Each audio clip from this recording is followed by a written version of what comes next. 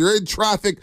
Somebody just cut me off coming off the 280. I'm honking at him. I was like, what are you doing, dude? Wake up. Wake up. You're not the Dallas Cowboys. You're not Dak Prescott. Wake up. Look alive out there. Shasky's back. Lubman's back. Spinoni's in the building. I'm here. Let's roll, baby. Draymond's back in Memphis. We'll get to the Golden State Warriors and how they need to bounce back and maybe get greedy on this road trip. I didn't like what I saw on Saturday, but the playoffs, Shasky. The NFL playoffs started with C.J. Stroud and DeMeco Ryans lighting up Cleveland. Then you get Kansas City and that defense out hitting Miami. And then the Dallas Cowboy going full Cowboys yesterday. Mike McCarthy, Dak Prescott, and old Jerry Jones. Oh, they're miserable as the Packers go in there and blow out the Dallas Cowboys. And now we know, Shasky, Saturday night, 5 o'clock, under the lights, Niners, Packers, an old foe, an old historic rivalry injected all into my veins this morning. What up, buddy? What up, bro? What up, bro? The NFL wins. They always win. They win. They won the weekend by far. Everybody complaining about having to stream on Peacock Saturday night. You all watched. I watched. You watched, right? We watched. We all watched. 23 million watched. we knew Tua had no chance of coming back in that game. Poor guy. But let me get to the Cowboys for just a second. You got 50 hung on you by a first-time playoff starter, and you were at home, fully healthy, talking all that smack all year. Micah Parsons has had how many podcasts talking about the Niners this year? Wow. 4, 5, 6? All year. All year. We've heard about Dak being an MVP candidate for how long? All year. All season. All season. And then the mask was ripped off of them like in Scooby-Doo, and we knew Dak turned in to Alex Smith 2.0. The guy was rattled 10 seconds into that game. You cannot throw multiple picks again. Every single playoff game that is big for the Dallas Cowboys, this guy's throwing multiple picks. There is nothing funnier than seeing that team unprepared with Mike McCarthy at the helm. Penalties on the first drive for the Green Bay Packers. You saw it on the first drive. First drive. Yep. So anyway, they're going to get a coach. I don't know who the coach is going to be, but Dak Prescott shares as much to blame as well as that defense, which we overrated. Yeah. Is anybody in the NFC playing defense? No. Not, especially at the Cowboys. Green Bay played some defense there. I know they ended up giving up 32 points. They did. That game was over. When it mattered, they gave up 16 points. 16 points to the Dallas Cowboys. Now, if you would have added their stats and, all the first downs and all the passing yards, that game was over midway through the third quarter. Yeah, it was. And it was great to watch. Jordan Love just dissect them and just Aaron Jones run right at them. Michael Parsons, what did he have? 1 tackle when the game mattered? No sacks. They're dropping him into coverage on third down. Early in that game. Dan Quinn, wasn't he supposed to get interviewed for all these head coaching jobs? Break. This is why when Shanahan gets blamed for that Super Bowl loss at Atlanta, and I say, what about Dan Quinn, the head coach? Now we see what type of pumpkin Dan Quinn is. This old great defense coordinator standing up in the booth. His defense was not prepared whatsoever. They couldn't tackle. They committed numerous penalties. Special teams was a joke for the Cowboys. Dak and CeeDee Lamb not on the same page. It was the body language of CeeDee Lamb early on in that game was like, what is going on? And you knew when it was 7-0, the face of Mike McCarthy, you go, oh my gosh, the Cowboys actually might be in the game. I mean, Bonte, I can't believe all year I entertained them being a threat to the Niners. I did. I really did. After the Niners basically dismantled them. I mean, that game was a complete blowout. And if you look at what the Niners did against the NFC East, I mean, the Commander game was like one of the tightest games that they played. Exactly. I mean, did we just overrate that division? I think we did. Heck, the New York Giants game was tighter than the Cowboys and Eagles game. Remember, that was a 17-12 game that went through the third quarter. Yeah, that's right. It was. The Cowboys game was over at halftime. Anyway, the thing I kept coming back to, this is Jordan Love's first playoff game on the road. Oh, my gosh. And he looked so poised, so good. You know, we wrote him off. I'm probably one of the many people that wrote him off early on in the season, saying, it doesn't look so good. And even then I was pulling for the young man. This is why you have to play the whole season out, and we can't be crowning people prematurely, and we can't be saying that someone's career is done before it's even begun. No, it's not fair. 16-21, 272, 3 touchdown passes, throwing off his back foot. He looked like Brett Favre. He looked like Aaron Rodgers. Incredible. And Green Bay has another one. And Aaron Jones running the ball, the best friend for a young quarterback. is a running game. Yes. And they established that run on their first drive when they ate up half the clock in the first quarter and went right down the field, taking the opening kickoff for 7 points. Aaron Jones, 21 carries, 118 yards, 5.6 yards a carry. And then their young wide receivers. Christian Watson hasn't even been a factor this season. But Romeo Doubs, he's pretty damn good. Jadon Reed didn't even play. Wait till he comes back. He's got speed. And they got a tight end. Number 11? Yeah, number 11. Wait till I didn't even see him on the field yesterday. No, number 11, the little guy was really good. Well, I don't know what his name is. He's a little. You're thinking about Bo Melton. There you go. I like him a lot. I'm talking about Reed, though. Okay. Reed is a guy who they've had all season long, and I'll pull up his numbers in just a second, Shasky. But he was like, he lines up in the backfield. He lines up in the slot. Jadon Reed. There you go. Had 119 yards rushing as a wide receiver. He led the Green Bay Packers with 64 catches and 793 yards. Didn't see him yesterday. I don't think he played yesterday. So if they get him back for Saturday night, look, we can't overlook this team, the Green Bay Packers. I know a lot of Niner fans think we think the path to the Super Bowl is easy. It's never easy in the playoffs, folks. And LaFleur knows Shanahan. There's some history here. They've got a defense here that can slow down the run game. And Jair Alexander is a shutdown corner. So we'll get to the Packers. We'll break them down all week long. But Shasky, you would have laughed. I do, but just one thing on the accentuate on this Green Bay Packer matchup. 10 times they've faced each other in the playoffs. Pretty incredible. It is incredible. I mean, as somebody who's a historian of the team like you are, and I think just a lot of our fans are about the same age, right? Give or take. We faced the Packers 10 freaking times since 1995. It's kind of crazy. It is wild. And there's some history 10 here. times. The last time the Niners played the Packers in the playoffs, it was up at Lambeau Field, and it was cold. And the special teams, one of the greatest special teams performances for the 49ers in their franchise history, came through a block punt, a block field goal, and, of course, the game-winning field goal there by Robbie Gould to win 13-10 to advance to the NFC Championship game in 2021. So they've got a lot of history. Oh, we know all about it. I see Joe on YouTube right now saying Antonio Freeman. Yes, I'm scarred from Antonio Freeman in the 90s. I'm scarred from Brett Favre in the 90s. I'm scarred from Dorsey Levens and, of course, Reggie White and Leroy Butler coming off those safety blitzes, stuffing Steve Young in the backfield. There's a lot of history here. They're not afraid of us. No. We're not afraid of them. The rest is going to help here, but you cannot overlook this team. Look, 888-957-9570. What's your take on the playoffs this weekend? Rams, Lions.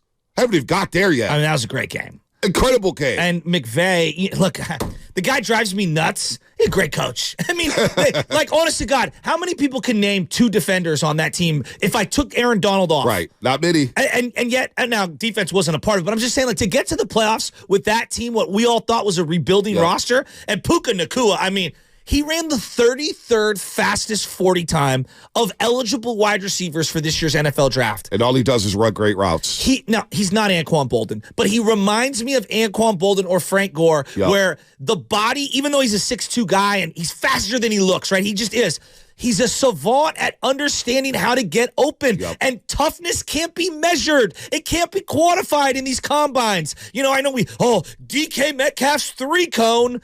Can you play or can you not? Right. Puka Nacua is an absolute star. Same thing with C.J. Stroud as he lit up the Cleveland Browns. Remember C.J. Stroud? They said he took that test. What was the that cognitive test? S3. Cognitive S&S S2. test. Yeah, S2 test. Well, how'd that go?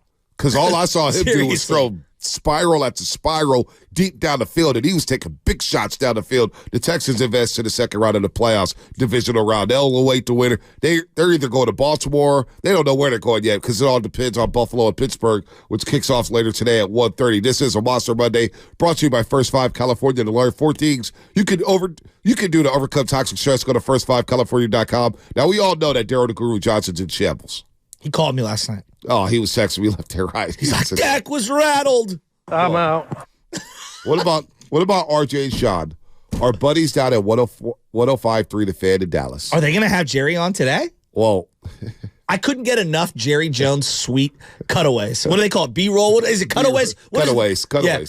And the memes. The memes that were coming out. Kenny Caraway had a meme.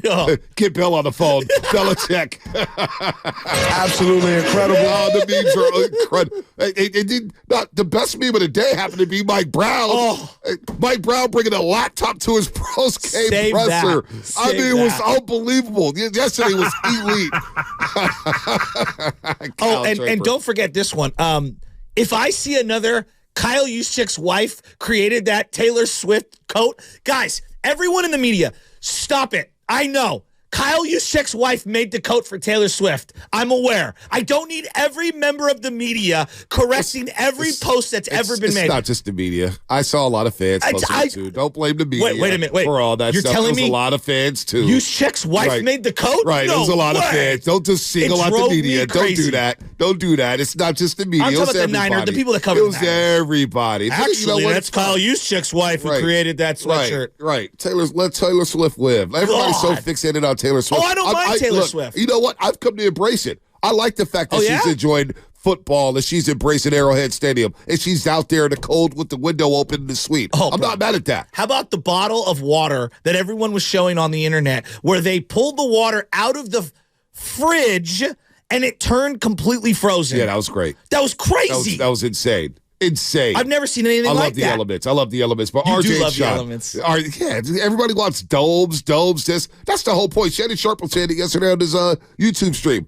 The point of playing in those situations or playing in those locations is having home field advantage and playing in the elements. I like outdoor stadiums in the playoff. That's playoff football. Everybody wants domes. They want to be cozy. No, well, you might as well just play at neutral sites. You might as well. Buffalo's just ice cold. Look at that snow out there. Look at the wind blowing the streetlights. I'm so ready for that game, too. Nothing better than a 1:30 Monday game. By the way, the NBA, I know we love the NBA. Yeah. I get it. The NFL has come for all of their belongings. I know. Christmas Day is now the NFL's. I know. Martin Luther King Day, which was always the NBA's. Right. But now you get a doubleheader today? Are you kidding me? Yeah, no, it's kind of wild. And I'll be watching the Warriors, but come on. Yeah, no doubt. It's playoff football versus regular season basketball. You can't compare. You can't compare. Yeah, I'm totally with RJ and Sean, I want to play this. Yeah, please. The stunned silence after the Cowboys got dismantled. What was your feeling of silence, stun, shock, and for how long yesterday, and has it worn off? There was a couple of moments in that game where it was like, all right, they'll wake up eventually. And that pick six, I don't like, and Sarah gets so mad at me because I have zero emotion when I'm watching sports. Like, I don't make noise. Maybe at a Tennessee game every now and then, but I'm just basically just watching, and I'm very focused, and I'm I don't want to upset when that interception happened, I screamed out, you've got to be, oh my God, you got to be kidding me. What else? What else do I have to expect? What else do we have to go through? It's what it is. It's what else? Nothing surprises me anymore with this team. Hold on. Here's the pick six. Only has one catch on 4 targets. 2nd and 2 here, though. Here's Prescott over the middle. It's going to be picked off, and no one in front of him. Darnell Savage, touchdown. Here we go to Cabo. Dude, now I saw somebody say the huddle when the Cowboys are breaking the huddle. All right, on 3. Cabo on 3. 1, 2, 3. Cabo. Seriously, I'm not stunned at I'm not surprised that the Cowboys lost. But I am stunned in how they lost. To not even show up. And they just played well against the Commanders. I thought, boy, rolling into the playoffs, Cowboys are playing some good football. Maybe they are going to come out here for the NFC Championship game. Maybe they found something. The way they did not show up and to be down 27-0 at home after they won 16 straight home games. They're averaging 40 a game at home. The place 40 was rocking. Everyone was wearing the white. They must have done a whiteout because they did. Everybody's wearing the white jerseys in the crowd. It looked crazy. The environment looked incredible. Yep, 93,000 fans there. Within 93,000. I would have yanked Dak. And here's the other thing. RJ and Shen, it must be so difficult. I mean, being a Cowboy fan for the last 7 years, it just must be so difficult. And then, Yankee season's not for another couple of weeks. So being a Cowboy fan is very difficult, considering that your king, LeBron James, because you're also a Laker fan, is in shambles, and your Yankees don't start for another 3 weeks. Well, they have the Dallas Stars. I think what's the record of Dallas Stars? I don't know. Maybe they have the Dallas Stars. You got to Google it. I would have yanked Dak Prescott out of that game because all of the hollow stats that he accumulated late in that game are meaningless to me. All of them. No, they are meaningless. They're meaningless to everybody. Dallas Stars right now, third place in the Central Division. They have 55 points. They're actually having a good year. They're fourth in the West. So they got the Dallas Stars. Where does this Cowboys loss rank, according to RJ Shot at 105.3 to I can't Dallas? wait to hear this answer. First home loss in nearly 2 years. They gave it the most points in the history of their franchise in the postseason. They are the first team to lose to a number 7 seed since the NFL started the newer bracket. And Was that 2021 or something? And Ed Werder had the note, but first team to win 12 games 3 years in a row. And never reach a conference championship. That's the tough one. Like, that's the tough one to take. Cows stink. Cows lose, cows stink. Where is this one amongst the playoff losses that you have experienced? We've been together 12, 13 years. You've been here longer than me. Everyone talks about 07. Jerry Jones yesterday with no answers. Like, he just sat there like a dead body answering questions, and he's like, I can't comment on the game. I can't comment on the game, and I haven't put 1 second into the future of Mike, which is, we all know, a total bunch of BS. But where is this one? Oh, man. Hey, this is a historic team. This is a historic team. Bonte, they gave up the most amount of points in a playoff game, Cowboys history, and they will forever be known as the team that broke the seal. They lost to a 7 seed.